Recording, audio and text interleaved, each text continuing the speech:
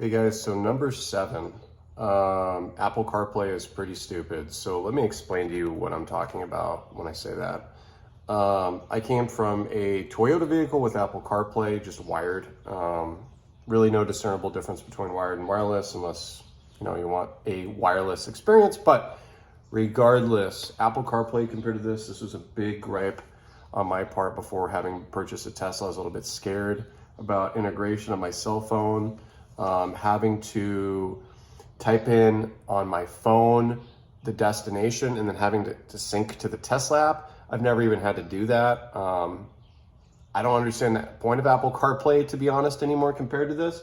You're gonna have, actually, it's better just me explain it, actually show it to you guys. All right, so what I was kind of explaining is that, so the way this navigation system works is if I go to navigate, I can type in any destination I want onto the screen and it's gonna obviously map it out instantly. And this uses Google Maps, by the way. So if I wanted to go to, say, navigate to Taco Bell,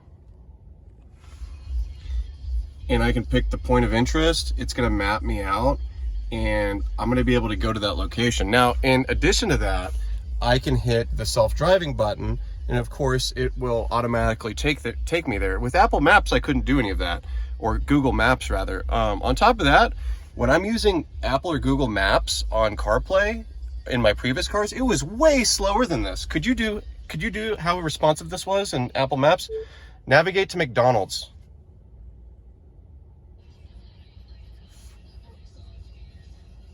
I mean, I don't it is so fluid. Okay, so another thing to mention about Apple CarPlay is the fact that a lot of folks want your messages and stuff mirrored, and they'll pop up. That is still an option on this if you sync your cell phone. I actually didn't know that, and you can see the messages icon right here.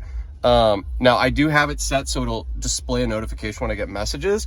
Outside of that, what do you need Apple CarPlay or Android Auto for? Do you really need Genshin Impact notifications or old school RuneScape notifications, Bejeweled notifications? Do you need your grandma Skyping you on Zoom calls and shit? Why do you need Apple CarPlay besides maybe if you're Ubering or something like that? If you're an Uber driver, you need to use like a specific Uber app or something. I don't know. But food for thought, that's Apple CarPlay. That's number 1. An additional thing I will say is owning this thing for about 3 weeks.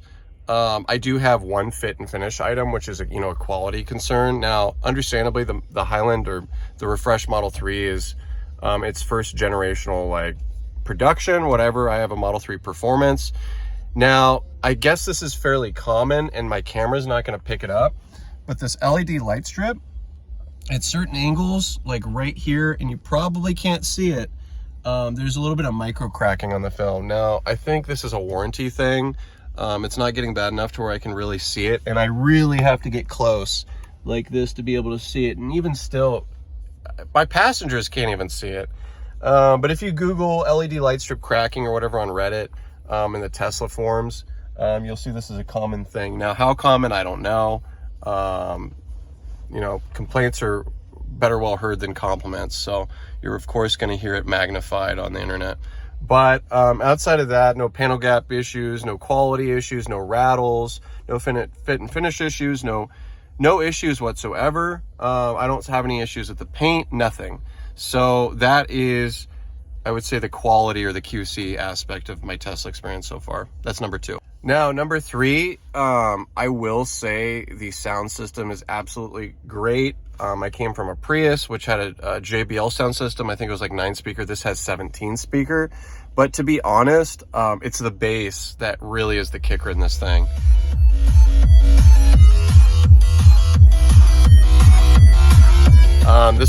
This thing thumps. I'm gonna be honest. Really well insulated acoustic paneling in here, if you want to call it that, the double glazed windows, so you don't really hear a whole lot of noise outside the car when this thing's bumping. But I would say the sound system's incredible. The 17 speakers really does justice. I can't imagine the cost if you were to upgrade, if this was in a other vehicle and you were to upgrade to the sound system, it might be an additional $2,000-$3,000. But for those that are audiophiles or know more about speakers than I do, chime in the comments. I am actually curious. But that is number 3. All right, this is a not talked about thing at all. So if you're still watching this, literally pay attention because you're not going to hear it anywhere else, I promise. I want to talk about, in terms of ownership, the huge plethora of shit parts on the aftermarket. And I'm talking about pure junk, to the point where it's landfill waste that you can get for your Tesla, all the way up to safety concerns, to where if you install the part on your car, you can end up in the hospital or even worse. I mean, dead, if you were to get into an accident or if it were to fail. And I'll give you an example of some of those items. One thing are these shitty, terrible wireless chargers. You have a $50,000, $30,000, $40,000 car, you got some pretty nice wireless chargers down here. I see a lot of folks that'll clip on these shitty little wireless chargers. Not only do they get hot in the heat from the sun, but they can actually damage your screen in the long term from getting so hot. And your phone sits there too, and it gets hot, so it can actually damage the LCD panel. Outside of that, it's a driving hazard risk. Why do you need, as I mentioned before, why do you need all these notifications front and center to your face? Do you really need to see text notifications? Why do you need that? Unless you are literally a Uber or a Lyft driver, I see no reason to have your cell phone stapled. This is a tablet, but mind you, look at how silly this looks. This is what I see on YouTube. All these people that are affiliated with marketing teams, Amazon affiliate links, shoveling this shit down viewers' throats. Buy this junk, buy these seat covers, buy this seat cushion, buy these cup holder extensions. All this junk that is, once you get it in your hand, it is so shit. And I'm not going to discount that I have some accessories. I have some really good high quality accessories, like a screen protector, like a little part, I don't know if you can see this, a little parcel shelf I got. Okay, pretty simple. But all this extra junk, like Tux mats, all these floor liners that are $300-$400, I just got some Amazon ones, you know? They work well. All this affiliate marketing shit that's covered up with the likes of, hey, I'm a Tesla fan, let me tell you about all these great products that, you know, secrets out, everybody's affiliated with these things that they shovel down your throats. I do this shit for fun, so I will say the honest, bitter truth. I don't care if I'm ever sponsored. I do this for fun. But number 4 is the high quality aftermarket and low quality parts. On the flip side, there's some awesome, incredible parts. And I came from a lot of JDM cars where I was used to parts that were really, really nice. I'm talking about HKS parts. To give you a perspective, like machine billet aluminum oil filler caps from Japan from the 90s that are like $200-$300. Really high quality stuff. Not this plasticky shit I'm seeing on YouTube, but there are some really high quality stuff for the performance and other variants, like Unplugged Performance. They sell really good high quality accessories, not so much, but like performance bits, coilover springs, that kind of stuff. That's the kind of stuff I'm talking about that's quality. Not this cheesy steering wheel trim and carbon fiber. This is so dumb. People waste their money on that. I remember when I was 14 too. But anyway, that's going to be number 4. Number 5 is a regenerative braking. So from a ownership perspective, regenerative braking is one of those things that's not necessarily talked about as like a top 5 item list for Teslas. It is truly revolutionary in terms of your driving experience. Not only is it easier to not have to use both feet when you're driving, you don't have to think about it. You get reprogrammed to just not even use your left foot. But it is so much more convenient. You don't realize how many micro decisions and small little adjustments you're constantly doing with your hands, your feet. So if you take 50% of your feet out of the equation, that's 50% less mass moving around in your head to make decisions. Like decision making while you're driving.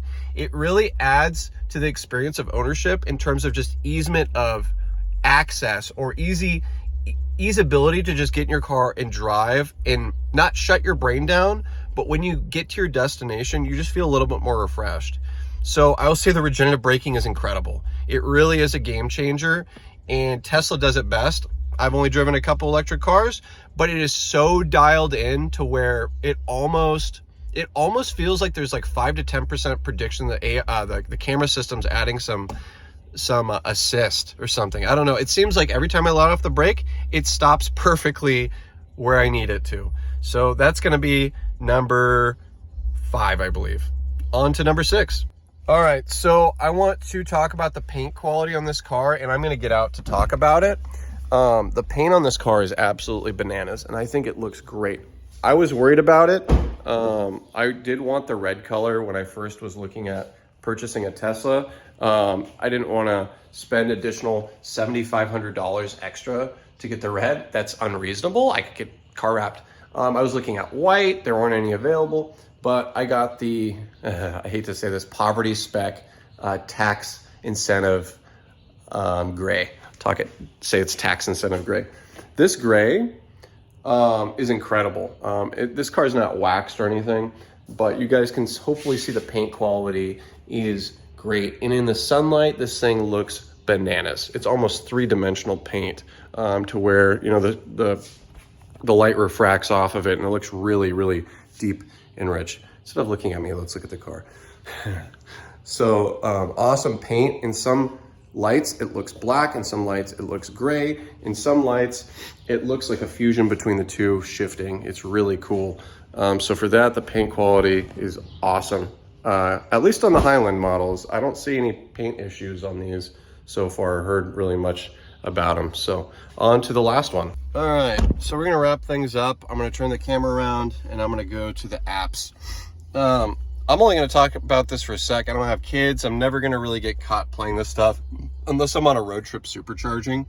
But even at that, if I'm supercharging on a road trip, I'm probably gonna be with someone. I'm gonna probably wanna hang out with them. So we got a screen in the back you can play games on. Okay, pretty cool if you're sitting in the back. Got a big screen on the front to play games on. Now this has a pretty cool list of games. Now some games like this you can play with your steering wheel, and you can actually move the steering wheel to control the car. Some games are more like RTS strategy games. Some are just old-fashioned for old people, let's be honest, who play Sudoku in their 20s or, you know, their teens. Solitaire, Cat Quest, Fallout Shelter, Stardew Valley. You even have games like Cuphead, and I'm sure we're gonna get updates later on. I do have a controller for this car, and I have played this for about 12 seconds. I beat the game before on my computer years ago. Really awesome. And the fact that there's games and apps on here, speaking of apps, the cell phone app is just incredible. Such an experience getting in this car. Really, that's kind of what I wanted to wrap things up. I'm not going to talk too much, but if you're sticking around here, I just want to thank every single person for watching these videos, for making a hobby that I enjoy talking about. I've been a part of the car community for a long time. I got out of it for a few years. And thank you for subscribing. I don't ask for I'm not going to ask for subscribers anymore. I hit my limit, which was 50. I can be able to live stream, which hopefully I'm going to do that in the next couple days or so. But if you do like this comment, or if you do like this content, let me know in the comments, because it drives me to be able to do what I want for fun, which is just talk to people, inform people, talk about cool stuff. And it's not just a car channel. I talk about other stuff, which I'll talk about at some point. But I want to say thank you again to the subscribers. Thank you to the 30 or so people in the last few days that subscribed. And thank you guys for coming back and leaving some really awesome comments. I really appreciate you guys. And I will be making some more videos on this car, some other videos on some other things. So if you like this content, feel free to come back, watch me, keep driving me. Again, I'm never going to be sponsored on this channel. I could care less about the money. This is just for fun. So thank you guys again. I appreciate you, and I will talk to you at some point later this week. See ya.